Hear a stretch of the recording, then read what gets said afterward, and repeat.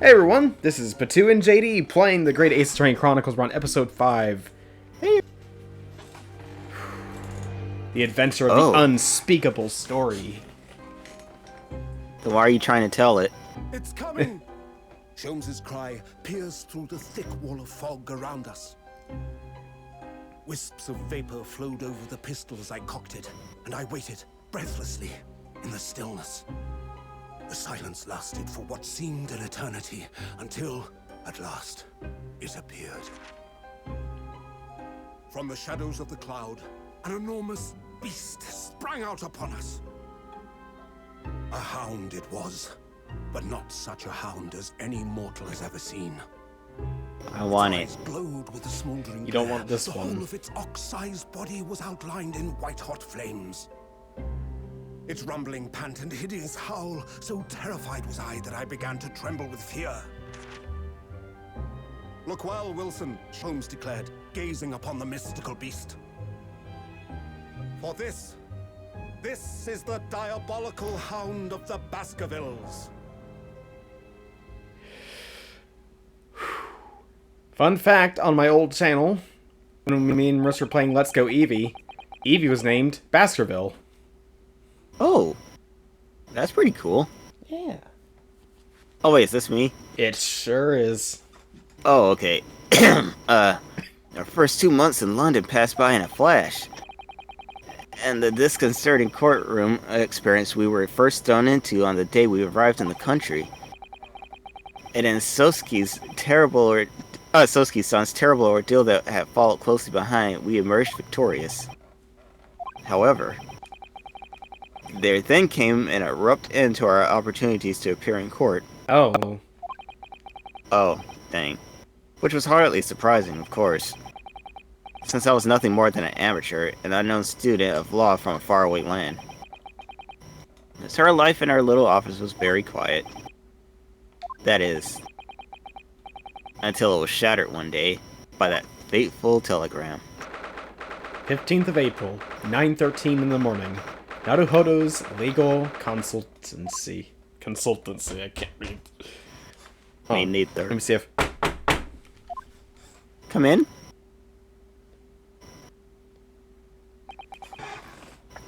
Oh wow, they actually did make it pretty good.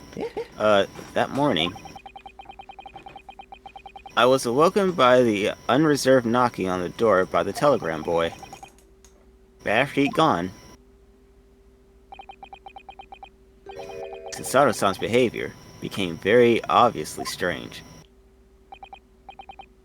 Susato-san? Yes! Frick! Is it time to leave for court already? Let me see. What case is it today? I don't think I'm scheduled to defend anyone at the moment, am I? Oh, no, of course not. How silly of me. I think Iris said she would make us breakfast this morning. So shall we go to Mr. Sholmes' suite? Yes! Iris makes the most delicious breakfast food. She does, doesn't she? And once our bellies are full, we can leave for court in fighting fit form. We're not going to court. Let me see. What case is it today? Here we go again.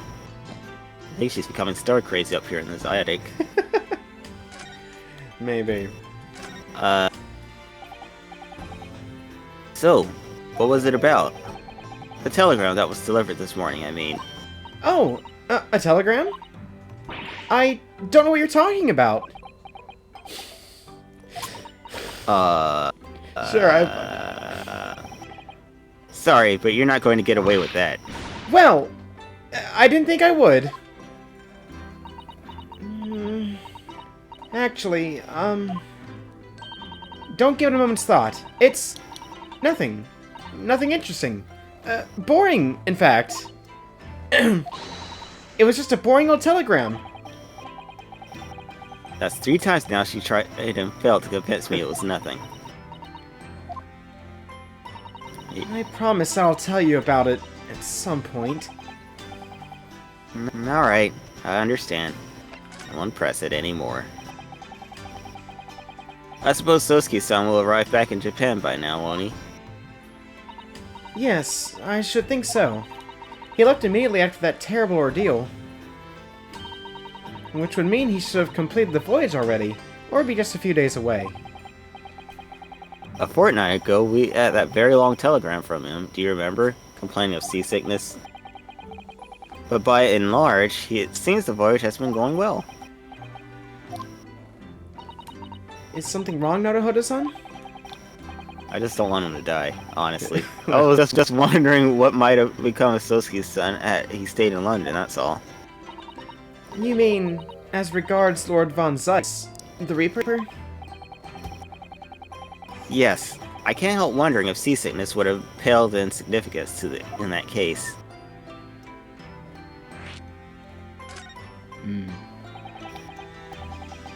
What is it they say? That no one who stands in that dock can be saved from the Reaper, right? Oh dear, I remember that. Like the way that nightmarish trial ended on the very day we arrived in London. Even 2 months on, the cause of that dreadful fire is still a mystery. Yes. But at least Sosuke's son is safely out of the country now. Presumably that means... That the curse of the Reaper can only take effect in the confines of the City of London, perhaps. Even if that's the case, it's little comfort. I have a terrible sense of foreboding. If the legend of the Reaper is to be believed, it would mean he wields the sword of justice himself. Come to think of it, I wonder what he's been up to these past 2 months. Probably drinking himself silly. Yeah. Surely not wielding that sword against more acquitted defendants. No, I don't think so. Apparently, Lord Von Zeiss hasn't appeared in court once since our last encounter. Oh? Yeah, since Sosuke-san's trial. He's withdrawn from judicial service again, it seems. Really? Just like before, when he wasn't seen in court at all for several years. I guess he must miss you or something. I hope not. So it's just been me who had to face him in this recent spate of trials, then. Just my luck. I wonder if luck doesn't come into it. Sorry? What was that? Oh, nothing. Never mind. That's a little weird. Alright, looks like we're going to... Yes, Chums is sweet. I mean, only one place to go to, but...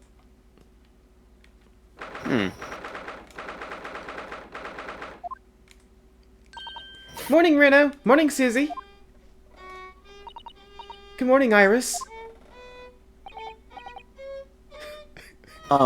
Iris?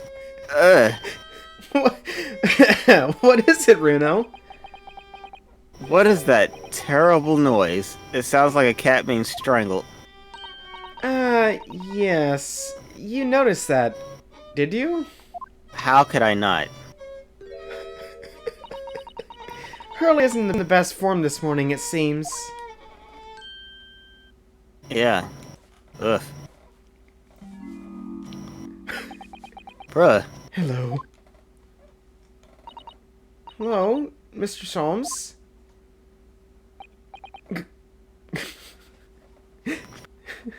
Good morning. Sheesh. Good morning. To die, perhaps. Has something happened, Mr. Sholmes? You look miserable. And the way you were playing the violin before. My analytical mind is dead. Music is dead. The world is dead. Damn this blanched existence! That's all it is, my dear fellow. Bless you. Sorry. Nothing of consequence. I'm afraid I don't understand. Well, Iris, isn't it time we ate? Some dry toast and an insipid coffee for me, if it's not too much trouble. Dang. Kitty! Yeah. Hello! Oh, look, it's Wagahai? Yep, you got it right. Good morning, boy. That must be some sort of tiny door for the cats to use. How did it get there? Kitty! Well then, everyone, time for breakfast. Oh, wonderful. Let me help you, Iris. Oh, it would indeed be a fine day to die. I knew something looked different. Something's missing from Mr. Sholm's desk. Bro, what's wrong? Well, let's Dude. talk to the man. You seem to be very unhappy this morning, Mr. Sholmes. What's happened? It used to be the case that in my hands, this violin sung like the dawn chorus. Its melisonant tones would make flowers bloom. It would. But now, the muses are unamused with me. The goddesses of music have thrown me over. Whatever do you mean, Mr. Sholmes? For hours I have bowed. In this case, it'd be bowed. For days, even. Through the night I've endeavored, to no avail. That sound, my tone, is lost. That brilliant, clear, unwavering tone. Gone forever! No more recitals of unbridled emotion! Well, you haven't been practicing much lately, have you, Hurley? Don't worry, I'm sure it'll come back to you in time. Heed my words, Mr. Naruhodo. The goddesses of the arts are fickle. One day they bestow genius on a man. The next, they unmercifully withdraw it. Oh, dear. Ah! Why is this happening to me? If they take the turn I have for the violin from me, what is left, for pity's sake? What is left? I don't know. Deduction perhaps? Isn't that what you're known for? That's nonsense. When have I ever been known for deduction? Oh no, now he's really gone. Mr. Sholmes, I don't like to pry, but your desk's rather empty today. Well done, Mr. Sato. Your observational skills do you credit. Oh, no, Mr. Sholmes. They pale into insignificance when compared to yours. You'd struggle not to notice, wouldn't you? You mean Hurley's great analytoscope? Wow, that's not a word. That's at Windibanks now. Sorry? Is that a windy bank? No, Windibanks. The pawnbrokery. What? Oh. You mean you pawned off that enormous machine of yours? It has some considerable value, you see. Quite undeservingly. But isn't it a very important machine for your work? I do wish you had consulted us if your situation becomes so desperate. I would have gladly passed what little income I have to you. Dear madam, things are far from desperate. But the pawnbroker has your wonderful machine. How can it be anything but desperate? Making use of a pawnbroker is quite ordinary here in London, I assure you. Is it? I mean, it is. It doesn't sound ordinary at all. It would seem that neither of you fully understand how pawnbroking works. Oh. What's to understand exactly?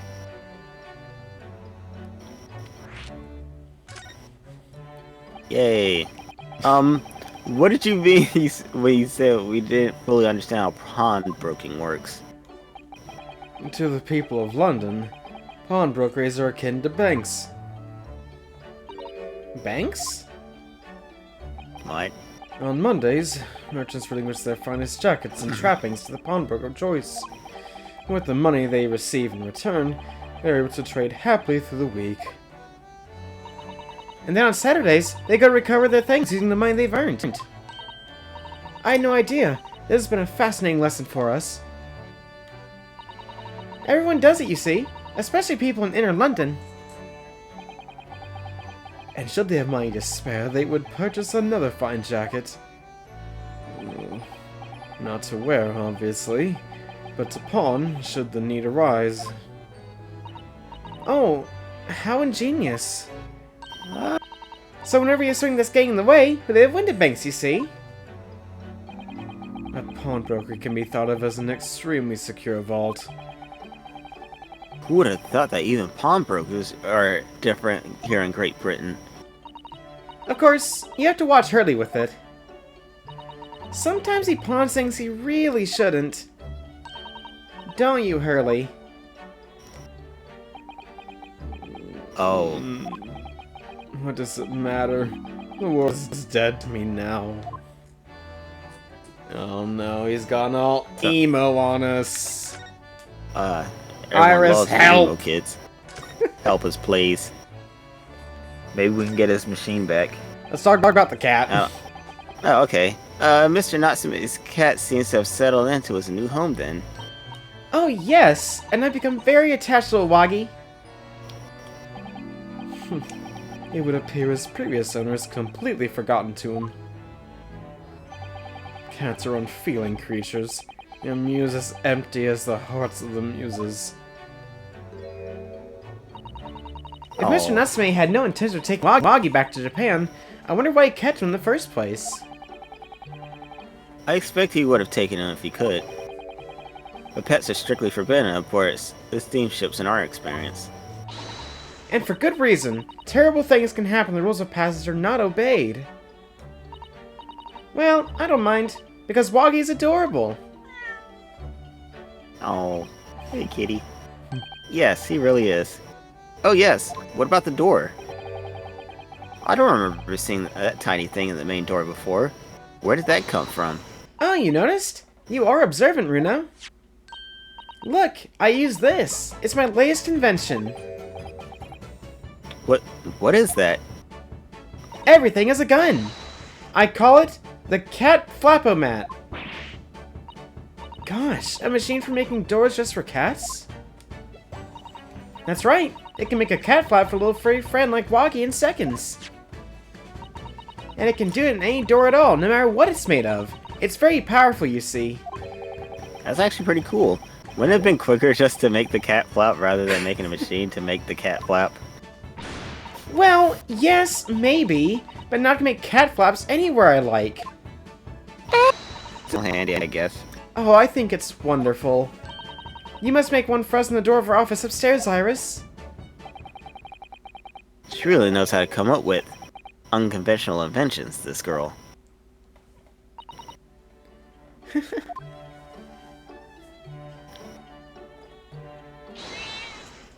Uh-oh. What's happening? Oh, what was that? The cat better not have died. Oh, Wagahai? Oh. Sheesh. What was that? Oh no! Wagahai's tangled up in your violin! Oh, Christ. I think he thinks it's a toy. No! What's he doing to it? Oh dear, Mr. Sholm's precious violin. Whatever. Why should I care? Oh, man. What? I shouldn't be surprised. If the cat is a more accomplished musician than I now. Mr. Sholmes really is in poor spirits, isn't he? It's weird seeing him like this. Well, anyway, I'll put it back where it lives, shall I, Hurley? Out of the cat's reach if possible. Maybe we should assess the damage. Okay, let's see. Let's look at the violin. Jeez. So this is the violin, is it? It's a Stradivarius. One of the finest violins in the world, made by the renowned Italian luthier, Antonio Stradivari.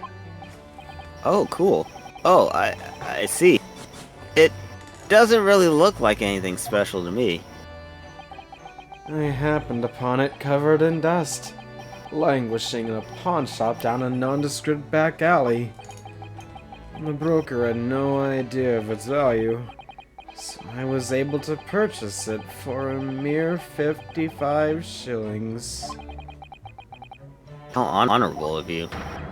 And until today has been my faithful companion in every great Paganini-inspired performance I have made! I ask you, is there a reason to live in a world devoid of music? To tolerate this blanched existence? No! There is none! Maybe we can fix it. Maybe. Mr. Sholmes. What, dear madam, what? My thoughts are preoccupied with fancies of release from this dull routine. Well, it's about the violin. It looks very different to normal, don't you think?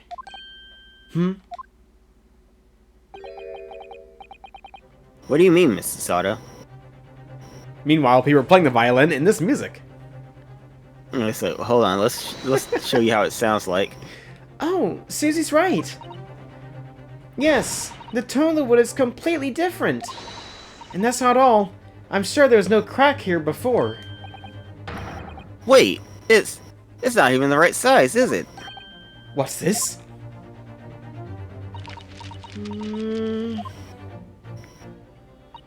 I'm terribly sorry to have to tell you this, Mr. Sholmes, but that instrument isn't a violin at all. Then what? I believe it's an entirely different instrument called a viola. What? What? Oh, dang. Bro, you okay? Oh, Mr. Sholmes, are you alright? You're right! You are quite right!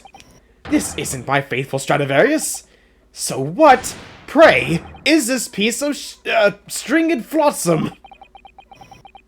Not your faithful performing partner, then. I guess. I see what must have happened. You do, Iris? This is just a simple mix-up. Sounds like Iris might be able to tell us exactly what happened if we ask her. Iris! Tell us. Not you, Sholmes.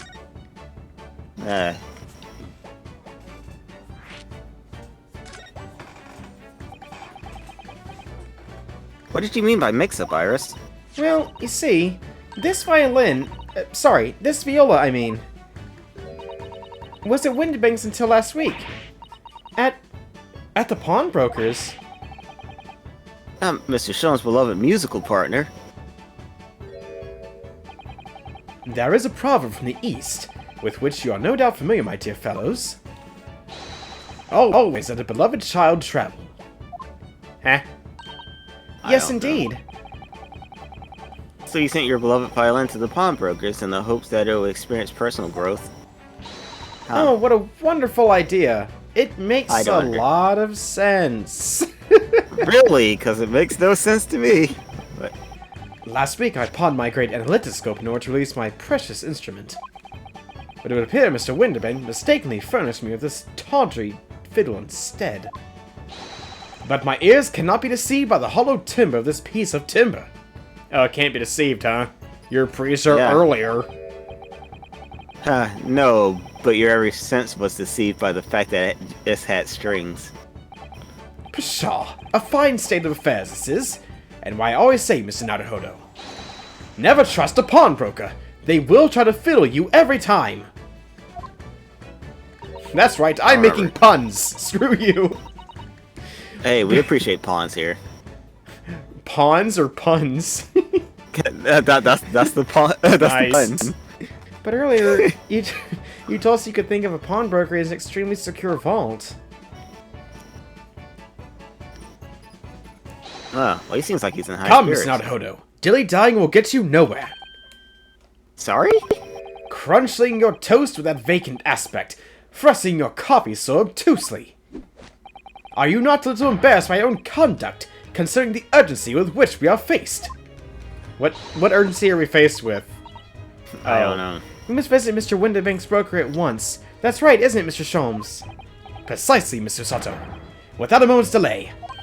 Gee whiz. But I haven't finished my bacon and eggs. It will finish itself. My dear fellow, surely you do not still intend to crunch your bacon with an increasingly vacant aspect, to thrust your egg ever more obtusely. Alright, say no more. Let's go then. Don't worry, Bruno. I'd be happy to heat it up for you again later. Oh, thank you, Iris. As it happens, I am rather curious to see what a British pawnbroker's looks like. Well, I guess we're... Well, he's in high spirits again. Yeah. This kind of reminds me like when I have other things to do. Then, like I'm like in the middle of eating, and it's like, "Hey, you got a call. You need to go do this." It's like, "Oh, okay." I come back, my sandwich is usually like crusty or something because it's been out too long. Yeah. Oh snap! Somebody's screaming outside. What? That might. Yeah, there's something going. Like off in the background. Huh. That might just be a fox though. I hope it's that and not a person. Otherwise, we have our own murder thing to deal with. No, we don't need to do that. But it could be good for views. I don't know. Anyway, so this is a British pawnbroker. Which Paul brother was it that used a Suicide Forest reviews again? Logan, I believe. Okay, I was like, all right there, Logan Paul. So this is a British pawnbrokery. Oh my, there are all sorts of tools and contraptions in here that I've never laid my eyes on before. Susato-san, and that spark of wonder in your eyes, you can't wait to scour the shelves, can you? I get the impression that you enjoy places like this. Oh yes, I don't know why, but seeing such a lot of things I don't understand is a real thrill for me. My dear fellows, let us not forget why we are here. Oh, Mr. Sholmes. We are calling on matters of business, not pleasure. And clearly Mr. Sholmes means business too, judging from the spark of fury in his eyes. Oh, Mr. Sholmes, sir. Welcome back. Did you hear that brazen welcome? Well, yes. We are potential customers after all.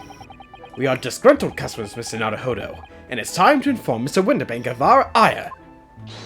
Come! The fight is afoot! Alright. This, huh? Naturally, you will recall this, which I retrieved from you some days ago. Yes. This second-rate fiddle is not my faithful instrument, Mr. Winterbank. The color of the wood is different. It has holes in it. It's not even the same size. A wonderful summary of our observations, Mr. Sholmes. I'm so very sorry, sir. How utterly unforgivable of me. An inexcusable mistake for a pawnbroker. There is only one way to make amends. What are you doing? What are you doing? What are you doing? No! No! No! I shall have to take my own life! Whoa, hold on, man. He's like, do it. I don't think that would be necessary, do you? If I may just say one thing before I pop off. Oh, jeez. Yes? It was you, sir, Mr. Sholmes, who took it upon himself to remove the iron the other day. Dummy, I believe. Sorry? As I recall, I entered the storeroom to fetch your violin when I heard, here it is! You did? And when I turned to controvert you, you had taken the viol enough, sir. Bro. However, there can be no doubt the blame lies firmly at my own door for allowing you to leave. It's totally not your fault that you grabbed the wrong one like a dunce. So I shall not grumble or grouse any longer. May this guilt die with me! No, no, no! Stop, my dear fellow! The fault is mine!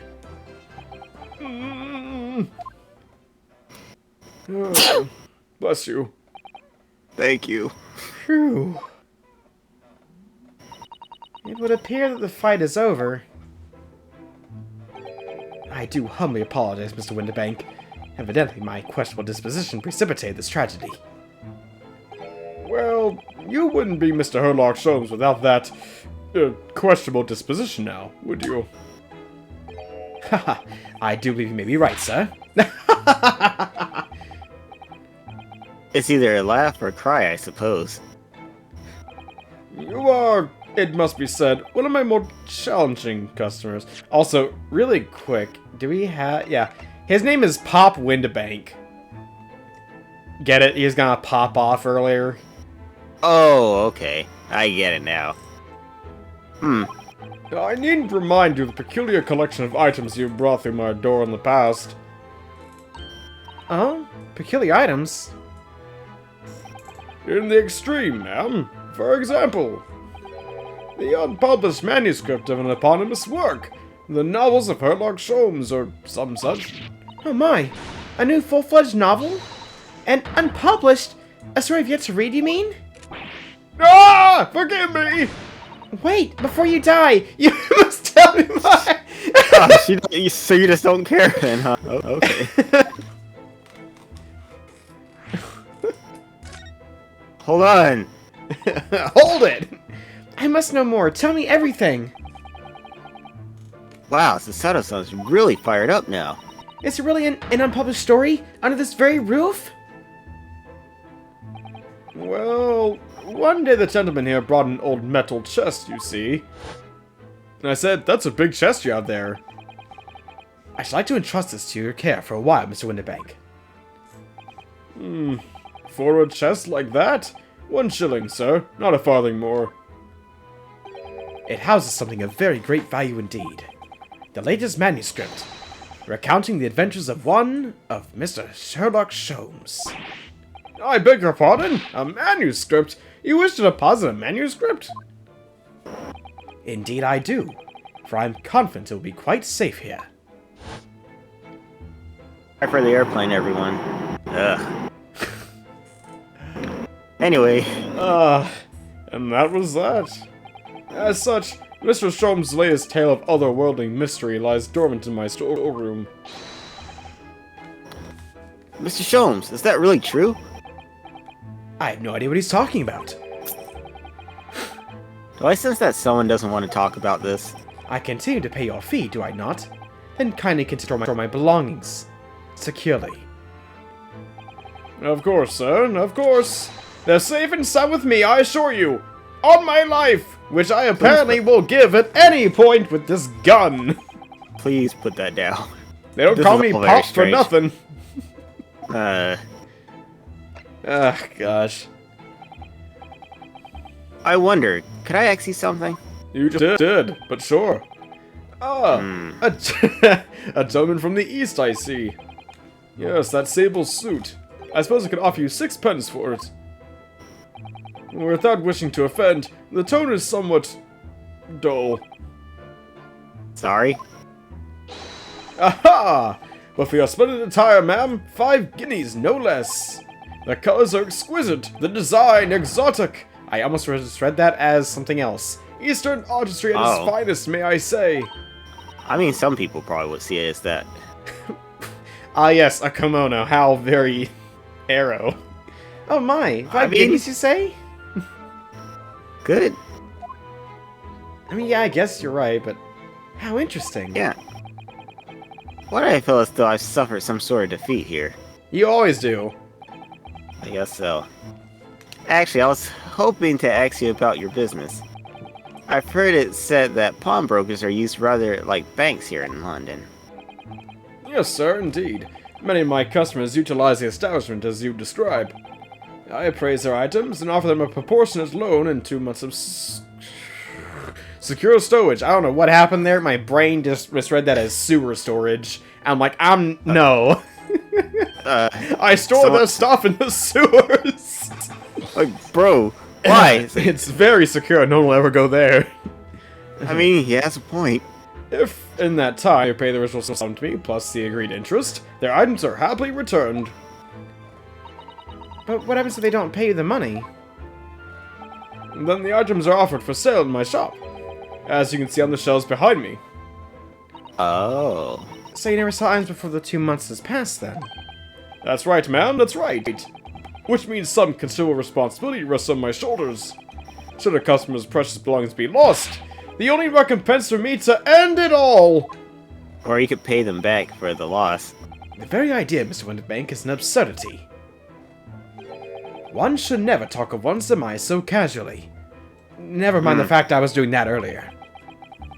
Says the man who was telling us all it was a good day to die only this morning. Well, I didn't say I would kill myself, now did I? And let's not I guess forget not. that I've already helped you take measures to ensure such a tragedy never occurs. Oh? What sort of measures?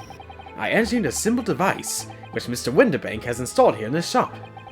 I call it the Red-Handed Recorder. Is that not so, Mr. Winterbank?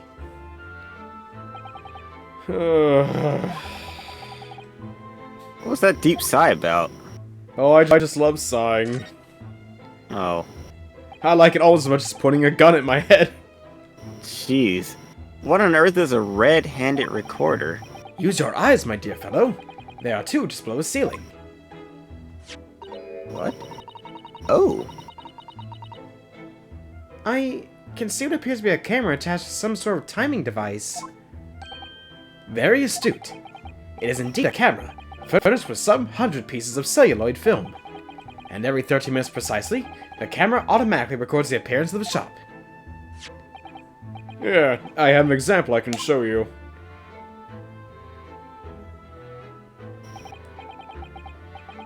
Yes, a print from the camera set to record the activity at the shop counter. I developed a special type of film so sensitive, it produces a crystal clear image even in darkness. That's pretty cool. Really? That's extraordinary. This is taken at 4 AM. I'm sure this will be important at some point. Yeah. Yes, you can clearly see the counter and the door behind it. Look, you can also see a doll. That's a pooch. Yeah, I saw the picture of the dog, too. So you see, were someone to enter the premises with ill intent, his identity would be summarily exposed, so long as he was here within 30 minutes of the camera. Oh. But did you not say that the photographic prints were taken at 30-minute intervals? Indeed, as you say, my dear madam. Then what if the incident were to occur in between times? Well, that's preposterous. Someone only robbed this place in 30-minute intervals. Bless you. Thank you. One could only say that'd be a cruel twist of fate. I must confess, your device has been giving me some cause for distress of late. I beg your pardon, Mr. Winterbank. Surely they are anything but distressing. Reassuring is the word. It's the cost of the film, sir. You most graciously placed not one but two cameras in my shop, after all. Which means I must pay for 100 utterly useless prints every single day. I'm afraid the cost of the film will break me before I'm very much older. Yes, well, complain all you want. I mean, they were free, though, I guess. Nevertheless, a small price to pay to ensure the safety of my preferred pawnbrokery, no? My dear fellows, we verge on an age where safety and security come at a price. Oh, heaven help us!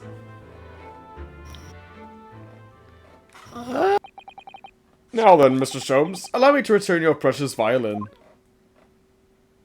Ah, the very thing. Thank you, Mr. Winterbank. Perhaps this might mark the end of the peculiar items you try to pop. Because if anything were to happen to one of them, this would be an only answer! I really think you ought to stop waving that gun around. Someone could get hurt. Fear not! Sorry? I've only loaded a single bullet, so no one but myself could possibly be harmed. Oh, how nice of him. That's not really what I meant. Good day to you, then, Mr. Winterbank. It's been a pleasure as always, Mr. Sholmes. Please put that down. No! Okay. So, Mr. Naruhodo, now we can explore at last. Well, let's see. What would the game want us to look at? Let's see. Talked about that. Okay. Here we go. Let's look at the counter. We gotta look at pretty much everything in here. It'll all be important. Okay. Look at that enormous ledger open on the counter there. Mr. Winterbank is, if nothing else, very particular about recording the items he accepts. He'd have to be... he'd have to be. Otherwise, he'd get himself into all sorts of trouble. I was wondering with that tone, and I was like, huh, that's an interesting way to... Which might explain the thing that catches my eye far, more than the ledger. The gun. Yeah, that. Probably that gun. Oh, dear.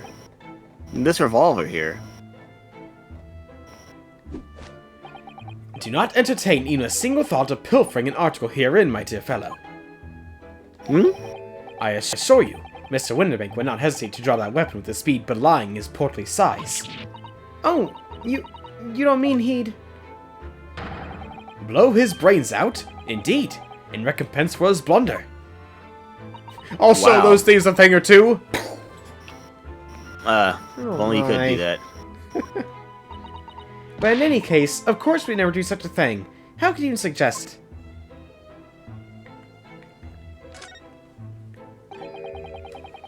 There seems to be a little door hidden behind that curtain there.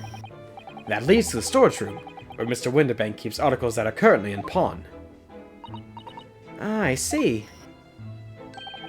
There's nothing of particular interest inside. I certainly wouldn't recommend any loss in this activity.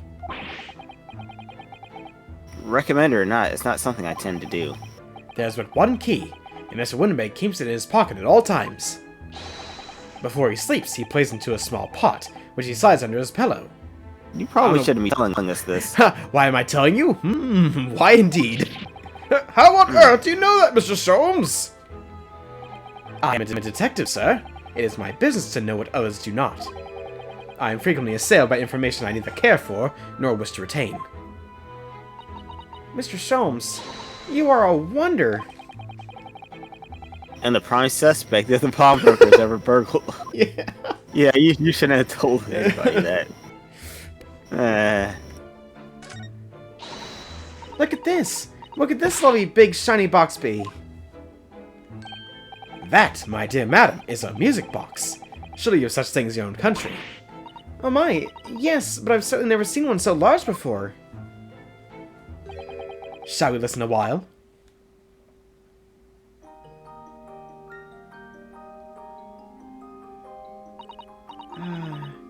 What a sublime sound. It's like the music of angels. I've never heard anything like it before in my life. This particular specimen is of a larger variety, commonly found in public houses and restaurants. There is a metal disc inside on which the notes to be played are recorded. Simply by replacing the disc with another, any music you care to imagine can be played. My goodness, what a simply delightful machine. Indeed, though their popularity has waned recently with the development of the gramophone, of course. Science and technology advance at such an overwhelming pace. That was a nice little reprieve. Yeah, that sounded pretty nice. One of the sort of things are... Wow, let me try that again. Yeah. Whew. What sort of things these are on these shelves here? Crockery, footwear, clocks and watches, almost anything you care to imagine. Those are forfeit items offered for sale by the pawnbroker. What does that really mean, though? When you pawn, or colloquially pop, an item, the broker loans you money against its worth. He stores the item for an agreed period of time, after which the loan must be repaid. If not, he is free to display it in his shop for sale at a price his choosing. Oh yes, now you've explained it. I'm noticing a little price tags on everything. Of course, simply by paying the agreed interest on the loan, one can extend the period of safekeeping. So you may pawn that black garb of yours without fear, my dear fellow. My Treasure University uniform? Never! It abides by student spirit! Well, how about that sword? You touch the sword, you die. Fair enough. Let's see. Let's see what this thing is. What is that? Now, what do you suppose this rather enormous machine does? It seems to have two little windows for looking through. Allow me to enlighten you, my dear fellows. What you're looking at is a stereoscope. A Oh, wow. stereoscope? Fascinating. It is aptly named, I assure you. Look through the eyepieces and see for yourself. Oh, I should be delighted to. Excuse me a moment while I have just a look. Just before you do, there's something I should point out. Yes. My dear fellows, in order to see the image properly, stereoscopically as it were, you'll need to be cross-eyed. However, if that is beyond you, it is of little consequence today. Alright then, I'm going to try it.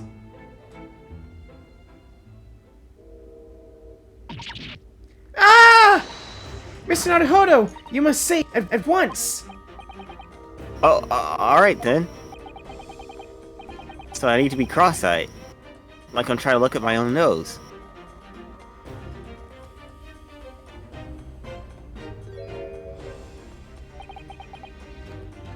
What the? I don't believe it.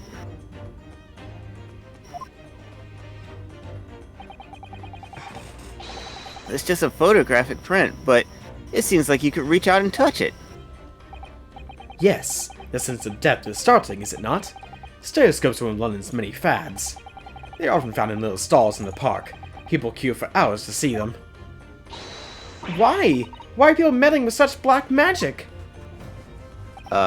It is no magic, my dear madam. It is, well, far too complicated to explain at present. We shall save this lesson for another day. Oh, Oh. so what you're saying is our tiny brains wouldn't be able to comprehend it then. I'm guess. having a hard time explaining it myself. It's not that. Oh, okay. Well, that makes you feel better about myself. That's not a calendar you can easily miss, is it? 15th April, today's date. Yes, that's not for sale, I must point out. It is an Eastern-style page-a-day calendar. Every night at midnight, I tear up the front page to reveal the following day's date.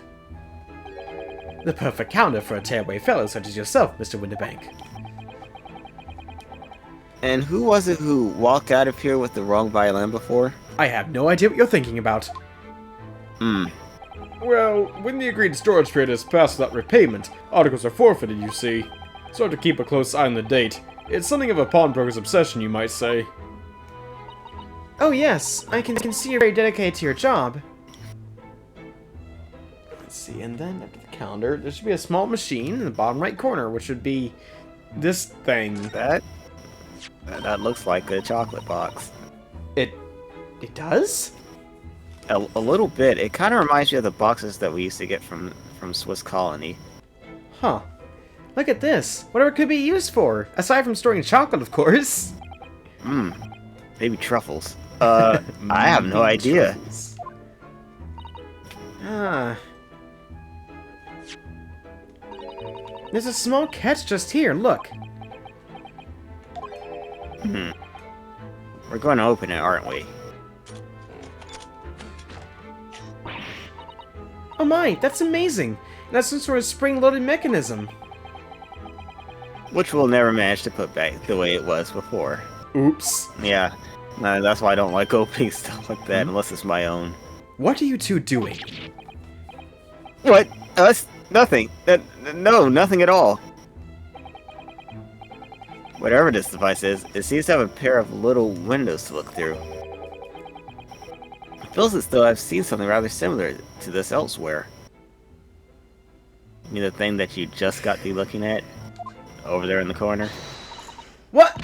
Only tuppence for it? That ain't fair and you know it. The article is barely with a... The article is better with a penny, miss. I cannot offer more. What? What's going on? Sounds like there's an argument brewing over by the counter. Come on, that can't be right. Have you had a pop of butchers at it? I see all I need to see, young girl.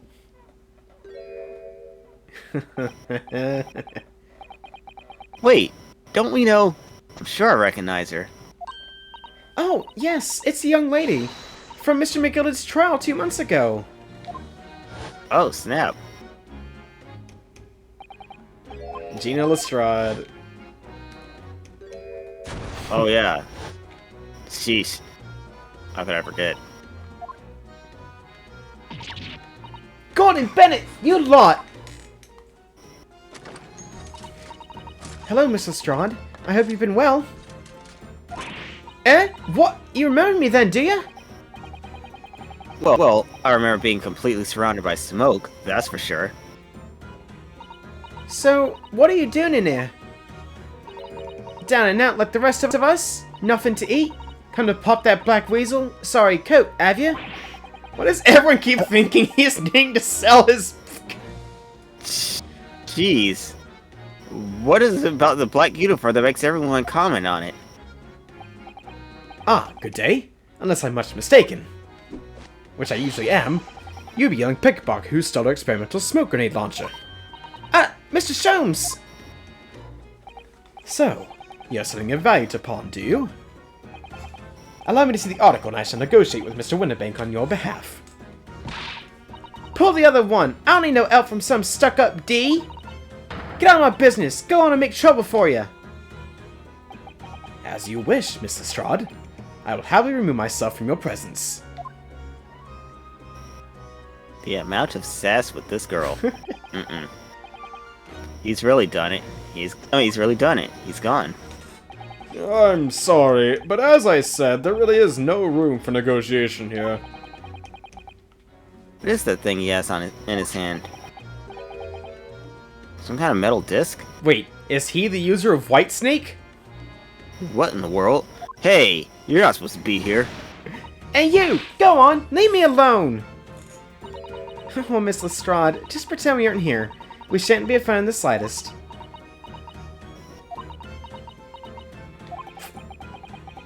Susato-san can really stand her ground when she wants to.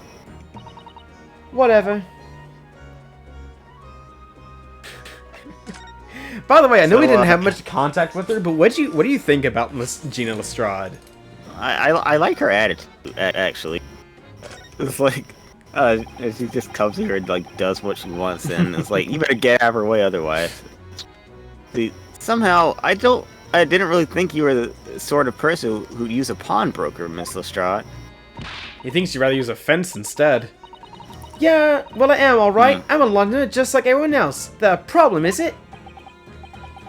No, not at all. It's just that, well, you know, with her line of work. Oh, I get it. I know what you're thinking. That thing probably don't even belong to her. Probably got on the dive, didn't she? Yeah, I can see her in all of your Chevy Chase.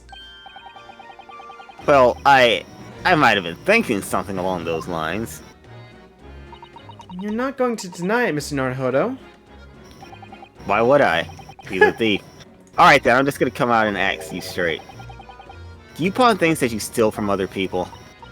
Well, I don't know how to best answer that. My brain ain't working, I am so sorry. Well, I don't know how to best answer that, really. That's either yes or no. Do you or do you not? Suppose. Sometimes. Oh. You're not going to deny it either, Miss Lestrade. But not this time, alright? I swear, that thing belongs to me. The disc that Mr. Winterbank is holding. Perhaps we should see what he has to say about all this. We'll be right back. Mr. Winterbank, what exactly is this metal disc that Mr. Lestrade has brought in? It seems to have hundreds of tiny little bumps on its surface. This is a music disc, you see, for use inside a music box. And a music box? What? You don't even know what a music box is? You Eastern Line too savvy, eh? I know what a music box is, I just never seen one with these discs before. The small protrusions on the metal disc encode the tune to be played by the music box. You simply insert the disc and set the machine going, and beautiful music plays. It's so incredible. Tell us, what tune is on this disc? Well, I'm afraid I couldn't tell you that. There are so many different types of music box, you see. British made, German, Swiss. I have no way of knowing which particular machine this disc was made for. Ah, I see. And that's it in a nutshell. I wouldn't have any customers for an item like this, even the young lady forfeited it. Really, I'm already offering more than I should at a penny. That's a pack of lies. He told me he did. He said it was... Well... He? Who? Never you mind. It just ain't right, that's all. That disc with good money, I know it is. Well then, you'll have to try to look at another pawnbrokers, won't you? Ah! She's been in before, of course, that little tatterdam... What in the world is that word? Tatterdemalion. Tatterdemalion. Computer. Define tatterdemalion. A tatterdemalion is a person who is wearing tattered clothing or who is in a state of rapid disrepair. The word is often used to describe someone who is in a poor state of repair or who is unkempt or dilapidated. Oh. Did you hear that? Every other word, it's kind of cut off sometimes. Basically, someone who wears tattered clothes or is in, like, in a state of disrepair. Oh. Wearing tattoos. Rude. Oh, rude. I see. And brought some dubious article or another with her every single time, I might add. Dubious? What are you trying to say? I'm an honest customer, me. I wouldn't say that.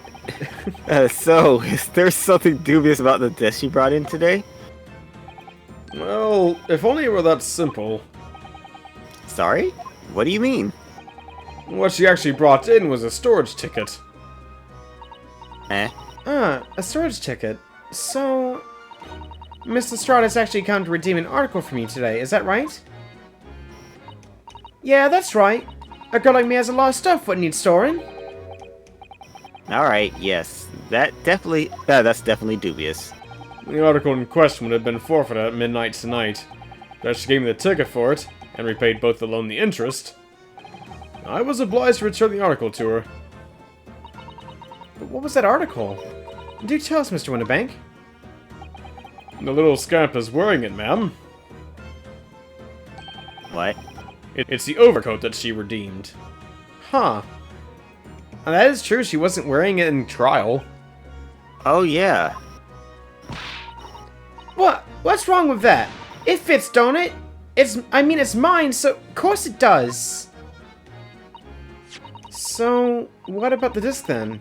How does that come into all this? That disc is something else. A new article to pawn if the girl and I can agree to price. I'm confused. I thought you said that Miss Lestrade brought in a storage ticket today. It's really quite simple. Yes, the child brought me a storage ticket, and money owed on it, as you say. For this heavy black coat, which you returned to her care, as I understood it. That's right, yes. And rather unsurprisingly, as soon as the ragamuffin put the thing on, she went right into the pockets. Oh, you mean... What? Don't you know it's rude to stare at a lady? Ah, I see. So it came from the pocket of the overcoat, did it? If you mean this disc, then yes, exactly, ma'am. And she immediately tried to pawn it. For quite a high price as well. This is all rather suspicious, I think. Give it up. I'm just trying to pawn something like anyone else would. Miss Lestrade, may I ask you to deposit the overcoat here in the first place? Well, me? It doesn't really appear to be your size. Me old man. It's me old man's, ain't it? I don't know. Is it? Yeah, you kind of lie about everything else. Is it, Miss Lestrade? Yes, this is definitely all rather suspicious. And she won't really tell us anything either. Out of my way, please. Who's this? Oh. It's somebody of the Zeppeli clan. Who's this postcard English gentleman?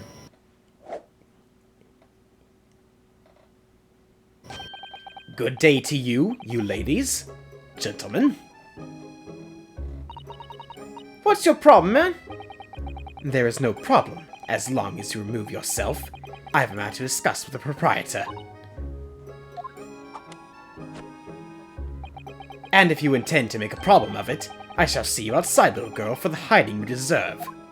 Oh, wow. Look, ain't it obvious? I ain't done talking with him yet. If you think you're such a gent, you should know how to wait in line. Well, you are an impudent little brat, aren't you? As well as a pickpocket. Huh? Uh-oh. Who are you? How do you know who I am? The question is, how do you not know who I am? You haven't the courtesy even to remember the faces of your victims, it seems. What? You mean from you? Broker! Yes, sir. I believe this filthy pocket thief has just redeemed an article from you, no? Yes, The article in question belongs to me. I demand for it to be returned at once. Oh my! Now that's a lie! What are you trying to pull? Give me back my overcoat, you wastrel. And needless to say, any music box discs too. No, Oh, wow. You can't have it. You just can't. It's me old man's. Oh, it was. Now it's mine. Goodness, Mr. Naruhodo. This is a very awkward situation. Yes, I would leave right now. I think perhaps we should hear both sides of the story in a little more detail.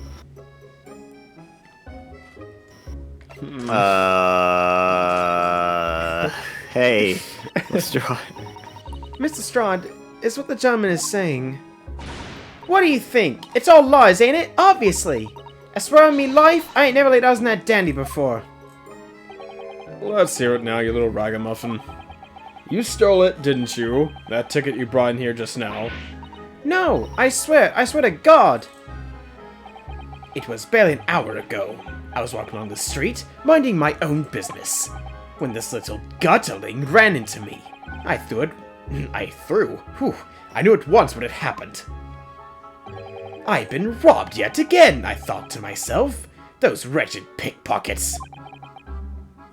Yet again?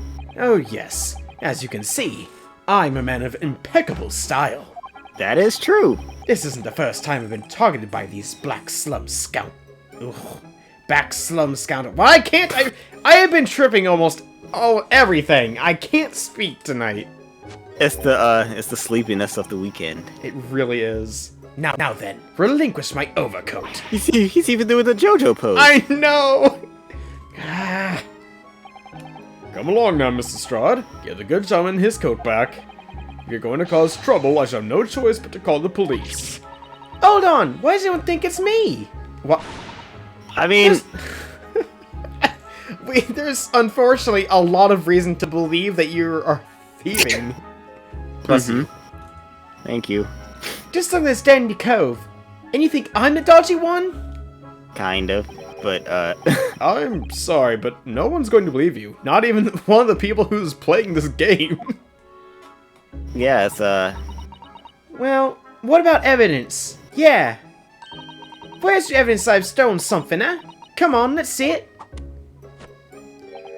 Oh, I have evidence, naturally. You what? uh-oh. Well, as a lawyer, I guess I better see this. Evidence that the article Miss Lestrade redeemed actually belongs to this gentleman. Of course. We need only consult Mr. Winnebank's ledger to know the truth.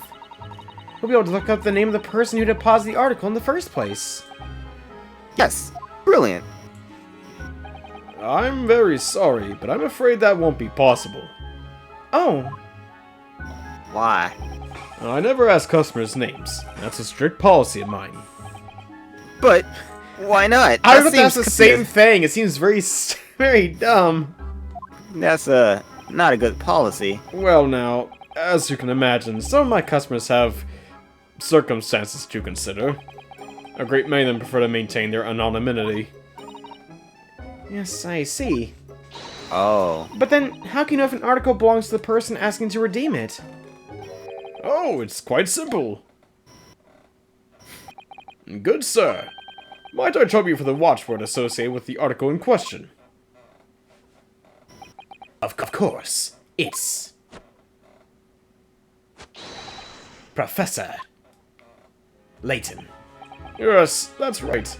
And all the evidence we need. This gentleman is the rightful owner of the article, without doubt. A watchword? Interesting. Uh-oh. So, you don't have a watchword, though. So, about these watchwords, Mr. Windibank. As I just explained, I never ask customers' names when they deposit items with me. There are many reasons why certain customers would like to keep their activities secret.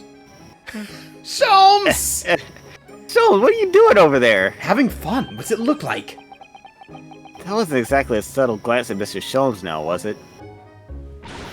Great detectives has had no dark secrets. None at all. Yes, well... Anyway, that's why I always ask for a watchword whenever I accept a new article. In many ways, it's like the secret combination of numbers used to unlock a vault. The date of deposit, a description, and a watchword uniquely identify each item. And of course, then I give the storage ticket to the customer.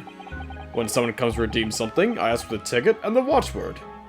Well, Miss Lestrade must have already known the watchword then. Yeah. And if that someone tells you the correct watchword, you return the article? That's right, sir. Yes. Just as soon as the requisite fee is paid. Okay, but how does... Okay. And I have supplied with the information you require already. But for the avoidance of doubt, the article in question is an overcoat, deposited 2 months ago on 15th February. With a watchword of Professor Layton. All perfectly correct information, sir. But Al! Really? This is beyond a joke now. There's no further room for doubt.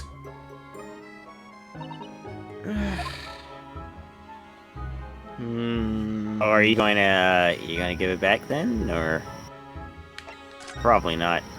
Let's see.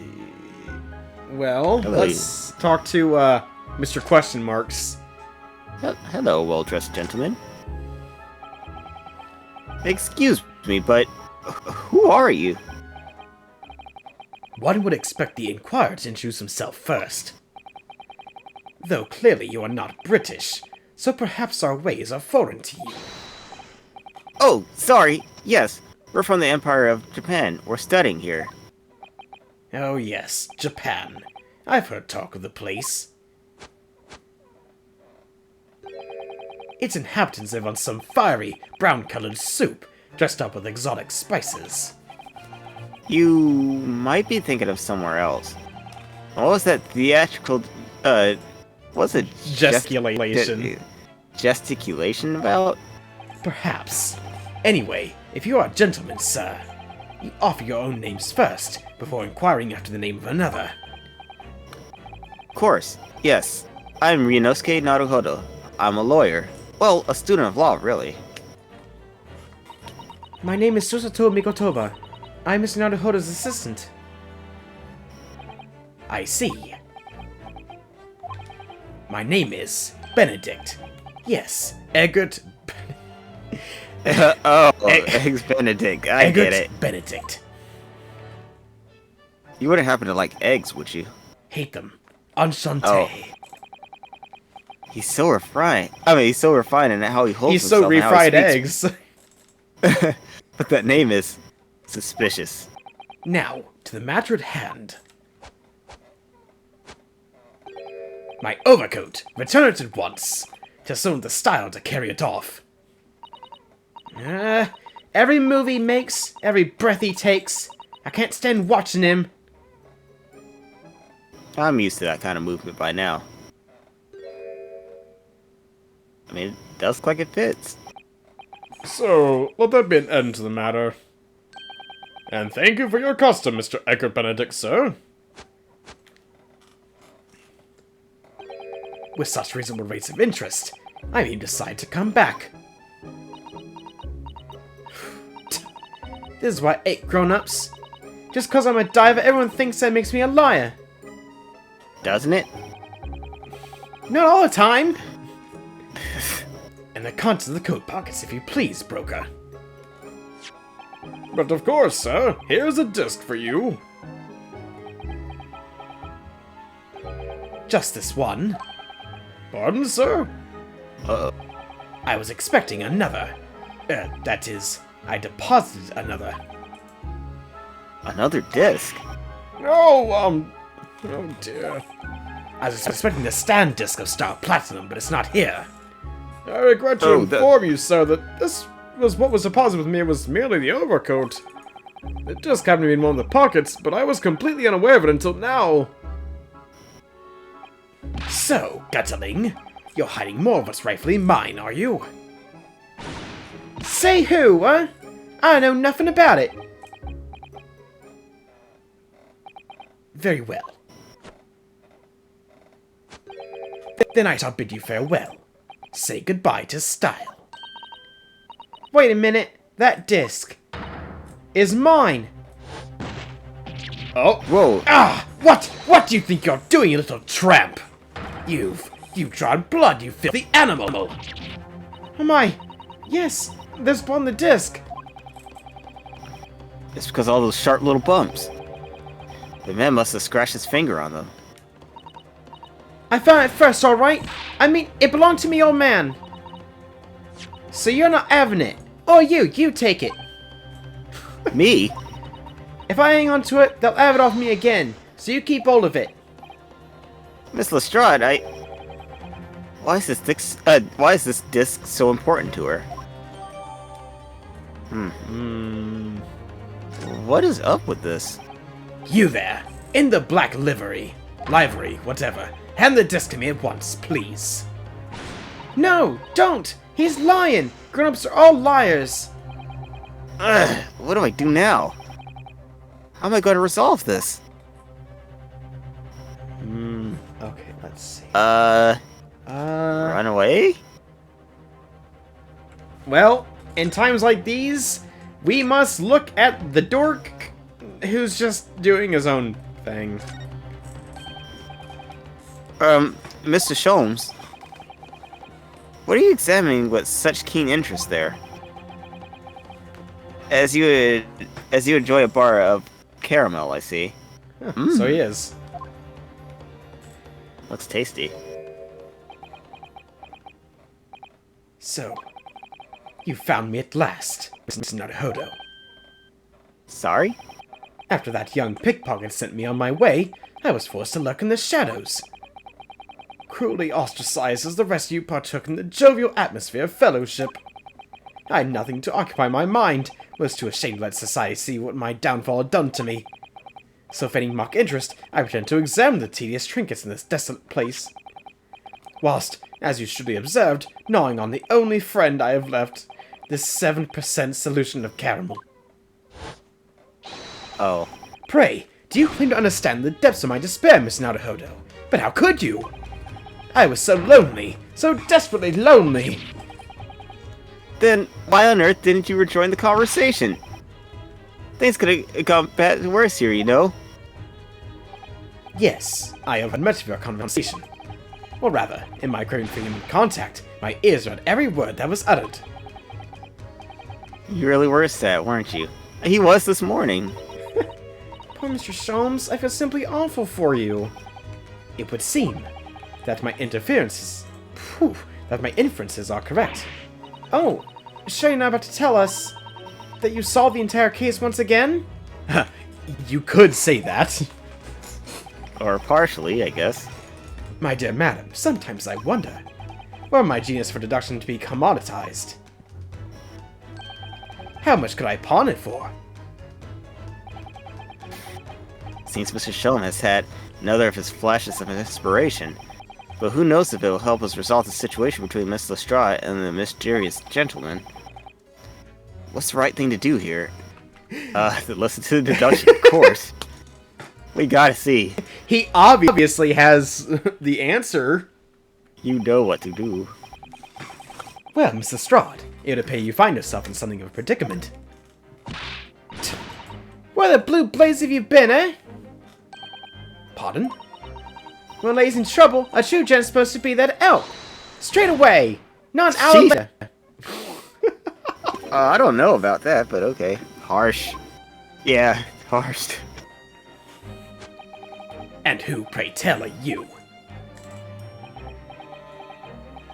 Mr. Egbert Benedict. You have, in my eyes, a veritably encyclopedic array of curiosities about your person. Nevertheless, there are two immovable conclusions I have drawn. I beg your pardon? The first is this. The true reason for your visit to this pawnbrokery today is something you have not yet revealed. Ah! Uh-oh. And the second is this. A considerable crime is in contemplation, one you will orchestrate with intent to steal a vast sum of money. Well, Mr. Benedict, what say you to my deductions? How? Turn as white as a hard-boiled egg. It would seem that once again, Mr. Shoulders made a flawless yeah, flawless. Just who do you think you are, sir? Ah yes, as I hoped. That is precisely the pained expression I was looking for.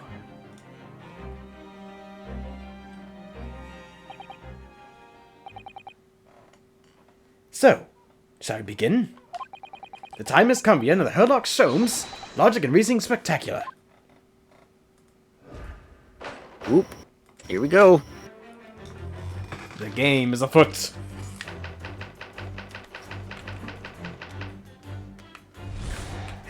Looks like we're about to find something really stupid.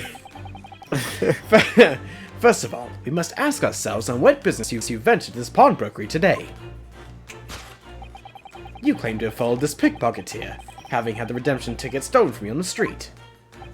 But that is most certainly a lie. The real truth is something quite different. Ooh. As revealed by that which you hold in your hand. Yes, what brought you to this shop in the first place is a staff recruitment flyer. What? The piece of paper in your hand is a staff wanted advertisement for this very shop. Yet even the most unobservant would soon realize that a man of your appearance has no need of such employ. In other words, there is some ulterior motive for your actions. Ooh. The cane, which you unwittingly clutched to your person, exhibits an incontrovertible contradiction. What utter rot! I've had this cane for years. AG. The contract which I speak is, of course, the missing for rule. I don't even know what a rule is. The end of any walking can be terminated with a metal ferrule to protect the wood tip. Oh. And yet, detailed analysis shows the wooden tip of the stick to be utterly bare. Therefore, this is only one conclusion. The rod that you hold in your hand, which appears to be a walking cane, is in fact no cane at all. That was a sound. Did you rip your pants? You recoil, sir. Is something wrong? Well, I...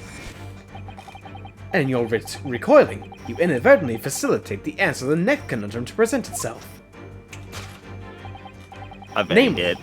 What is the truth behind this rod you bear?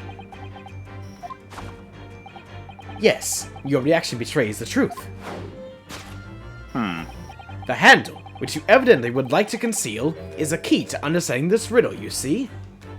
For the moment I saw it, my suspicions were aroused. What walking cane demands such a stout handle, mused I. But of course, as I said, this is no walking cane. No, that rod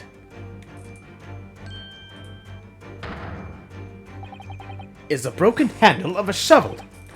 What? Are you insane? A little bit. And now, having determined the undeniable truth, the conclusion is clear. Your true motive for coming here... Get ready for something stupid. Was to take employment at this establishment in order to excavate the ground beneath the premises.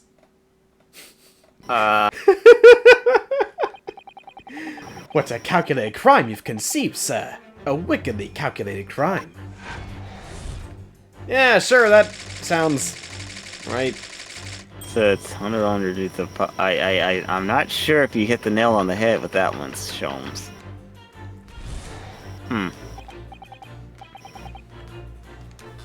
Now, Mr. Benedict, let us continue.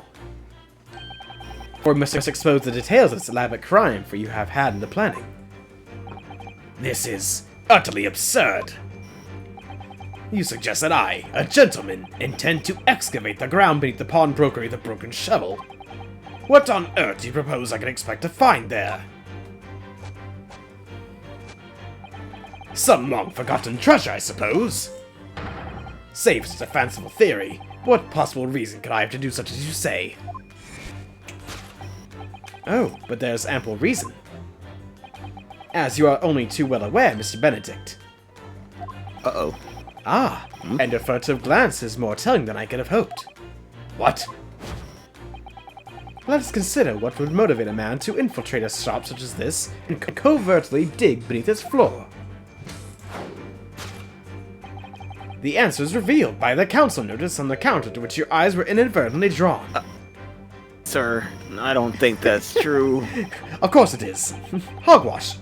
This letter gives notice that public works be carried out in the local area. And according to the enclosed plan, the upcoming sewerage works. Beneath this shop runs a sewer that joins another, one that runs under the bank on the opposite side of the road. Okay. This madness has entered the sewers now, has it? By excavating the ground beneath our feet, you would have gained access to the waterway. That flows in this very close proximity to the great vaults of the financial institution opposite. What are you? In summary, sir, you devise a master plan to pull off an elaborate bank robbery by dint of the underground tunnels. Master plan! Which brings us at last to the final chapter of this lurid scheme. With what plunder did the thief hope to make off in the underground vault of the bank? Are you quite serious? Always. Having consulted with Scotland Yard some days ago... What was that? So unfortunately, he's very serious. Oh. Well, I guess I should just die then. Having consulted with Scotland Yard some days ago, I happen to the answer. But naturally, the answer is no secret to you, is it, Mr. Benedict? I have no idea what you're talking about. Neither do I. I don't either. Allow me to present a rather interesting piece of evidence. You see, this picture postcard tells us all we need to know. A postcard of the Great Exhibition? I'm afraid you've quite lost me.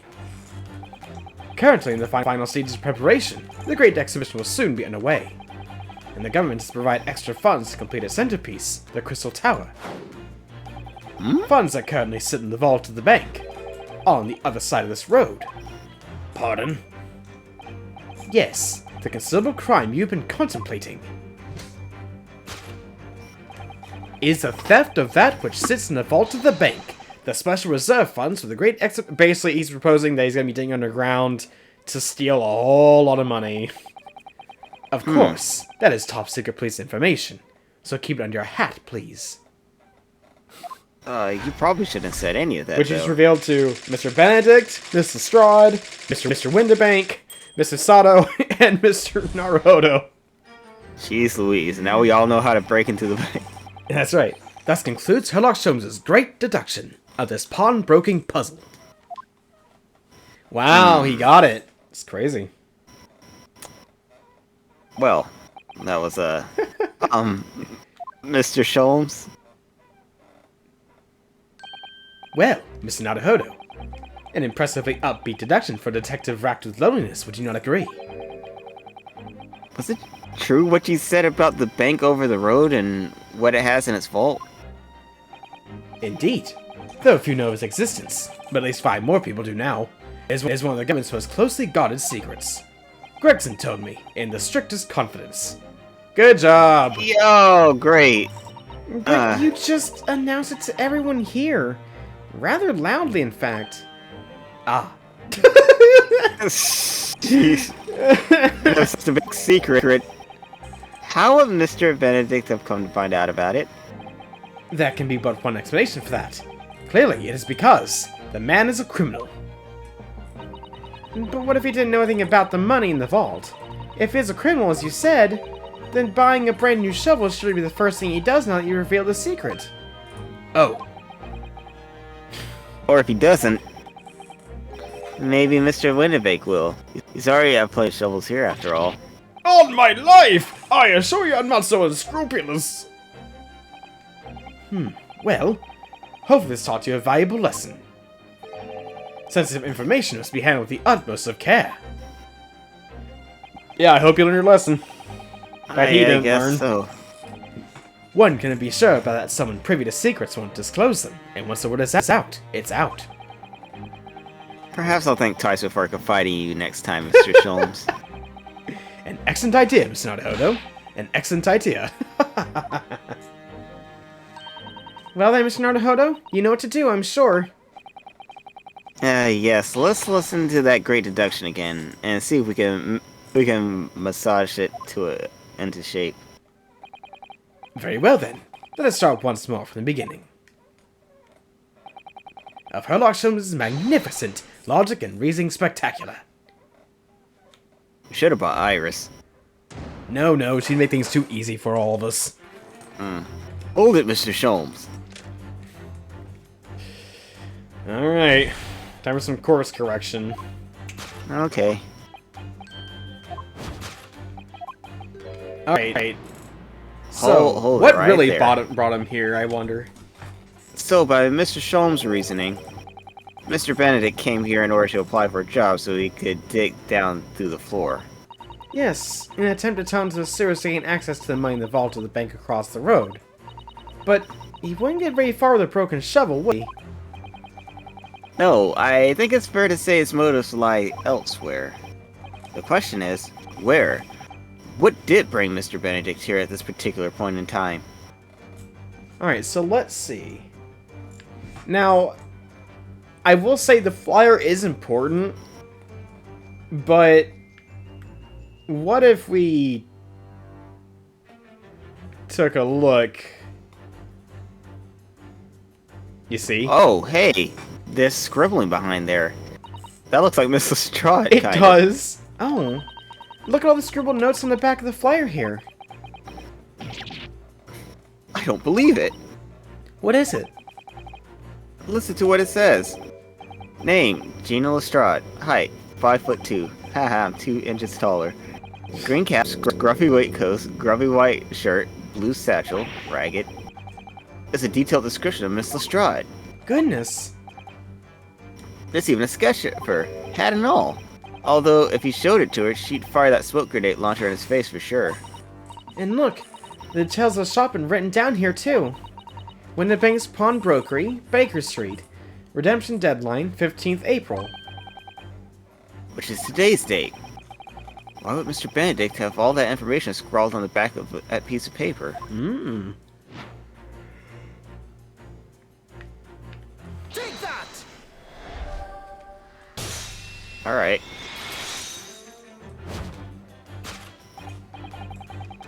Yes, what brought you to the shop in the first place is the info about Miss Lestrade. Quite so, my dear fellow. It appeared that the writing and sketch on the verse of the flyer pertained to the pickpocket, Miss Lestrade, and to Mr. Winnebank's pawnbrokery here. Ah! You originally told us that you had merely given chase after Miss Lestrade stole the redemption ticket from you. But that, sir, is a thinly veiled lie. It is the information on the back of the flyer that led you here today, by which I mean here to Winnebake's pawnbrokery, and today the redemption deadline of that overcoat. So, you wait outside for the young girl matching the description you have written down to arrive. And you have gone to some lengths to hide the reason for your pursuit of Miss Lestrade. In other words, there is some ulterior motive for your actions. Oh. Yes, the cane. Wait, hold on. What's a ferrule? It's the metal cap commonly found on the end of a cane, Mr. Naruhodo. Ah, the bit that makes that nice clacking noise on the pavement? Yes, exactly. Mr. Sholmes is right. It appears to be missing on his cane. But it doesn't actually look broken, does it? No, it doesn't. The gentleman certainly did recall Mr. Sholmes identified the cane as suspicious. In other words, there's some secret about the cane that Mr. Benedict would rather we don't know. Okay. So... What do you think it is? If it's not the rule Okay. being missing... Maybe it's the initials. Yeah, it's definitely the initialing. Look here, Mrs. Sato. There are some letters on the handle. Ah, yes. Those must be initials, I think. In the West, it's customary for people to engrave their belongings with the first letters of their names. So Erlach Jones would be HS, you mean? That's right. And the initials on this cane, obviously... Oh. AG? Why does it feel like as though that's not quite right? Because it's not.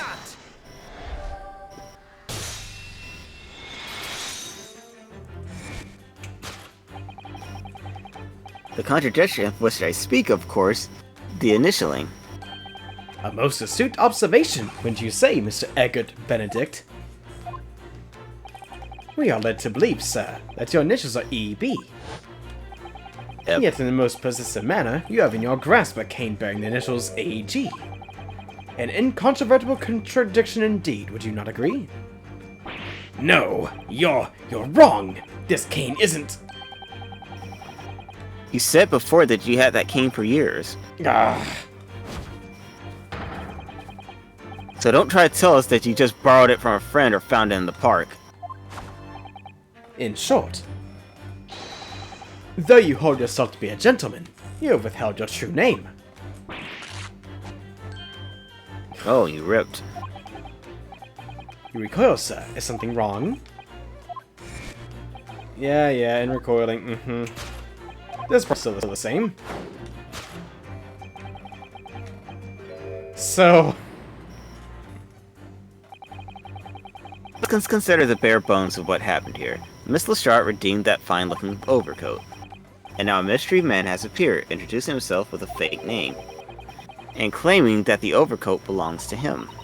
But we know that he actually identified Mrs. Stroud from a written description, which suggests that everything else he's told us is untrue. So what we need to do here is somehow prove that the overcoat cannot possibly belong to him. Okay. Yeah, so let's turn that thing around, I guess. And yeah, there it is. The split seam. His arms are too bulgy. Oh, the seam on the shoulder there is coming apart, look. So it is.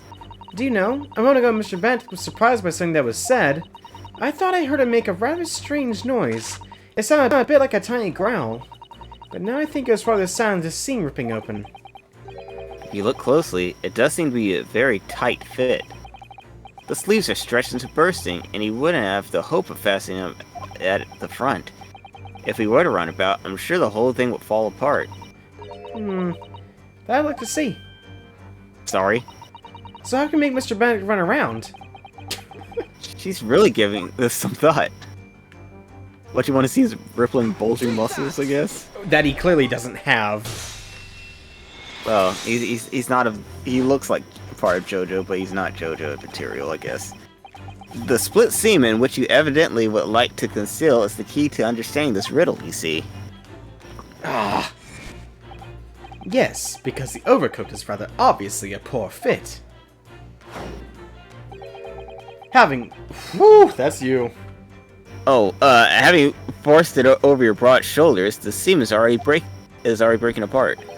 My suspicions were aroused from the outset. When you so badly lied about... Oh, when you so that's badly lied about bally. your name That's and so bally. boldly waylaid this pickpocket. No one can read, just deal with it. Ah. This catalogue of untruths has all been for one very specific purpose. To steal the article that the young girl redeemed from Mr. Windibank. Ah! Oh, that seems to be what it is. But what really irks me is this. The considerable crime I initially imagined has been considerably curtailed.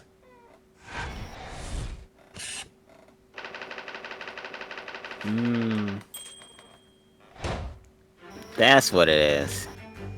Now then, let's take a look at this great exhibition of absurd funds. So what is this great crime? Let's continue. Alright. Yeah, expose the crime. I think this is all the same.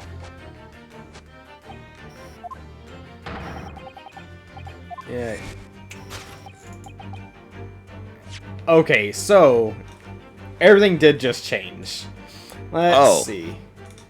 Utterly absurd. It's just I, a gentleman, designed a wheeze to filter some tawdry article pawnage. Have you forgotten that I redeemed the article in the proper manner using the watchword? I've been the one to deposit in the first place. How could I possibly have known the relevant details? N'est-ce pas? Oh, but the watchword can be discovered. As you are only too well aware, Mr. Benedict. Uh-oh. Ah, and your furtive glance is more tongue than I could have hoped. What? Let us consider how one might come to learn a secret watchword relating to the pawn for property of another. The method is revealed by the council notice. Okay, so that is wrong. No, it's probably that other ledger. You don't think it's the gun this time? Probably not. Oh yes, But the gun! The one bullet has the watchword of everything. The direction of the deduction must change rather dramatically now, I think. Yes, no more talk of tunneling into the sewers. Which is a pity, because all that sounded rather exciting. I mean, that would be pretty cool. Yeah. Anyway, you can't deny that this mysterious gentleman didn't know the watchword. Yes, Professor. If you didn't know that word, Mr. Windibank would never allow you to redeem the article. Or, looking at it another way, if you did know that word, Mr. Windibank would allow you to redeem the article whether it was yours or not. So the question is, could this gentleman have found the watchword out somehow? Yeah. Well, there's the council notice, but there's also that... oh yeah, that notelet. What is Yep. this? Look at this, Mrs. Sato. Ah, it appears to be a mail that Mr. Windibank has scribbled to himself. Let's see. What does it say? Oh! Professor. Yep. Oh. Mr. Windibank must make notes of the watchwords his customers give him right before their eyes. And an alarmingly clear script as well. Oh dear. I don't know where to look. Who knows what secrets I might see? I think we found the actual thing here. Yep. It's the notelet. The method is revealed by the notelet on the counter to which your eyes were inadvertently drawn. Yes, the broker here follows the same procedure whenever a customer comes to redeem an article. He asks the customer the watchword, and notes down the response uttered on a notelet he has to hand. Then he consults his ledger, and confirms whether or not the watchword matches that of the article in question. I would expect nothing less of a diligent pawnbroker. But his diligence clearly has its disadvantages. What are you talking about?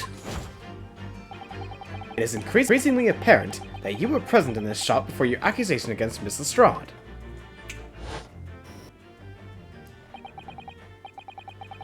In all likelihood, you followed her inside and then observed her talking to Mr. Windibank.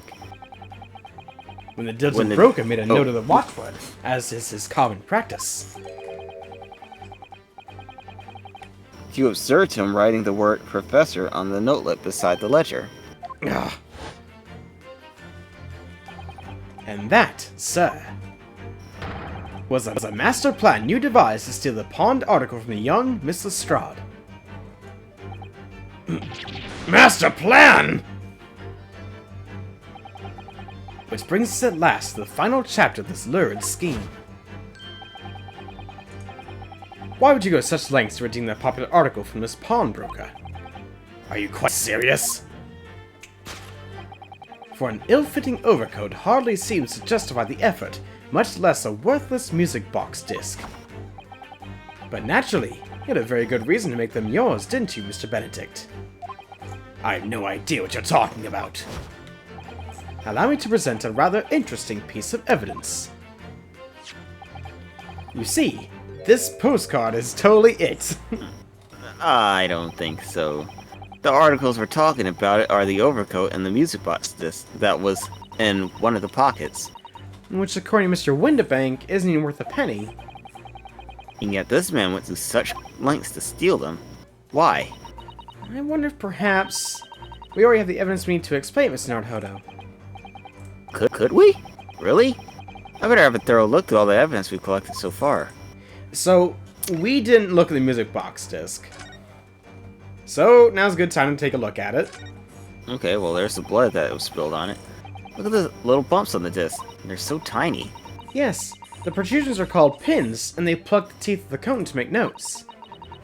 And just on the edge, there's a small amount of blood. Yes, the blood of the mysterious Egbert Benedict. If that even is his real name, which I kinda doubt. When Mr. Straw tried to grab the disc from him, the pin scratched his fingers, it seems. Like when you're grating some daikon radish and accidentally catch your finger. Ouch. Oh, he said the same thing. Ouch! Just thinking about it hurts. It puts me off eating radish. Okay. Oh no! Oh dear. For McGilded! Sheesh. Oh, there's a little scrap of paper stuck on the reverse side of the disc. Look. And a scribbled word or two. It looks like somebody's name. For McGilded. McGilded? It couldn't be. But it is, Mr. Naruhodo. A name I shall never forget for as long as I live. But why? Why is his name on this? Huh. I think we have what we need to present now. Oh, yes. Come to think of it. What is it? No, I was thinking of something else. My bad. Don't worry about it. Ah. I was getting things wrong in my head for a second. You see? This music box disc tells us all we need to know. What's that? On the back. It reads, for McGilded. Ugh. Ah, Mr. Magnus McGilded. The unfortunate philanthropist who perished in curious circumstances at the Old Bailey 2 months ago. A prominent man in London, though his loan-mongering demonstrated a distinct lack of scruples. So, you're an associate of his, are you? Or perhaps a subordinate? Mr. McGilded was a man of unusually small stature. In fact, oh. He was precisely the right size for the overcoat that you squeezed yourself into. Ah! Your true identity remains shrouded in mystery, Mr. Egbert Benedict. But the final conclusion here is crystal clear. The reason you came to this pawnbrokery today.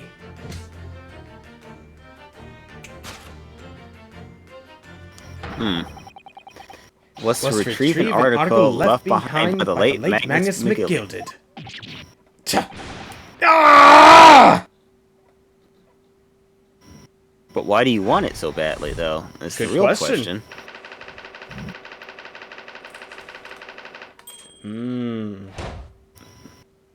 Many mysteries left unsolved. And McGilded's back and the entire talk of it. Oh boy.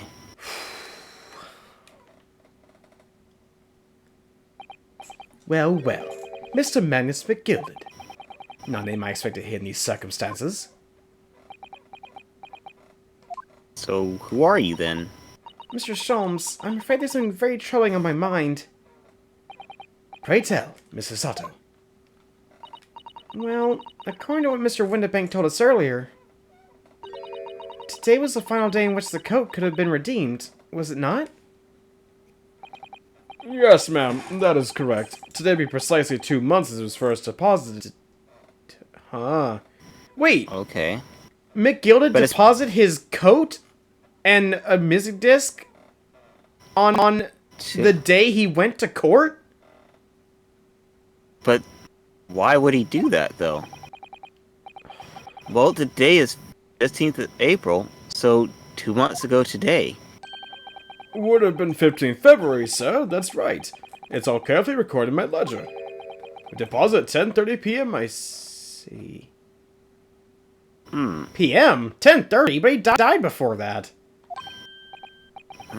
What? But that suggests... Yes, 15th February is precisely the day in which the omnibus murder took place. And 10:30 in the evening. It's precisely the time in which the terrible events were unfolding. Oh, when the first murder itself happened. My bad. Not when he died. Oh, okay. Suggestive is not the word. It would seem the matter is entirely beyond coincidence. Have you not anything to say, sir? You are of course at liberty to make whatever outlandish deductions you choose. However, I must insist you hand over the music box disc now. It would be a terrible shame for you to return to your native land in a box. Wow. What do I do? I mean, would the game end if I said absolutely not? Because I really don't want to hand it over to him. There's some things a man must protect at all costs. This may very well be one of those things. Then again, it may not. Oh! Mr. Winterbank! This is my shop. I can't allow any harm to come to my customers. If that were to happen, I should have to take my own life. Mr. Winterbank, no! Alright, that's enough. Luigi! Inspector Gregson! Inspector. That's right, Sunshine. The alarm was raised on one of our dedicated emergency lines. So we got as fast as we could. Now, what's all this about, eh?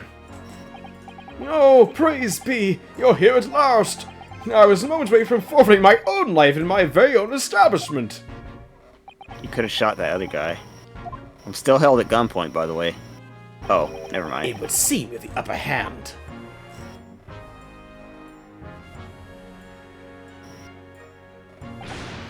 Right, you lot have got some explaining to do. I don't appreciate being bothered some petty argy-bargy. Petty? Mr. Winterbank was nearly met with his aunt. What about Mr. Naruhodo? Alright, just forget about me then, I guess. Yeah, by his own gun as far as I can tell. Oh dear. And the whole of Britain could meet at this end if I don't get to the bottom of this case I'm supposed to be working on. What? What on earth is the case, Inspector? Spare no detail, Gregson. You probably shouldn't tell him, though. I might have said a little too much. No matter, it's nothing to do with you lot. Anyway, sir, you're going to come with me down to the station. But of course, Inspector. Ah! He's getting What? away! Go after him, lads! Whistle the beat officer, too! Sir! Wonder if Rolly got his job back, or was he fired? There's been a spate of thefts at pawn shops around here recently. So we fit emergency buttons underneath the counters to Bruce let us know when there's trouble. Oh, Inspector, I was very worried there for a while. Very worried indeed. Now then, Mr. Permanently in mourning. Oh, yes? I'll be taking that whatever it is that McGill is down to the yard, thank you very much. Send it over. Oh, yes, of course. No, don't! Don't give it to him! It's mine, that is! Mine! I'm sorry, miss. But anything belonging to McGill has to be taken as evidence now. It's evidence? I don't know why he'd be taking it. Like, what? Is the case still going on? It must be?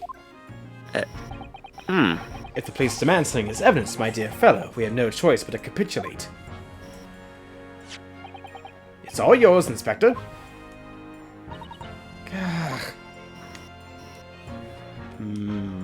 mean, you didn't want to get in trouble with the law. I mean, you already are, because you're a pickpocket, but I don't know. And so, we handed Mr. McGillet's disc over to Inspector Gregson. And we were summarily turfed out of the shop and onto the street. But what happened? What? Sheesh. Okay, fine. We'll have to figure that out at some other time, but for now, that's it for the episode. So thank you all so much for watching and putting up with us not being able to talk at all this episode.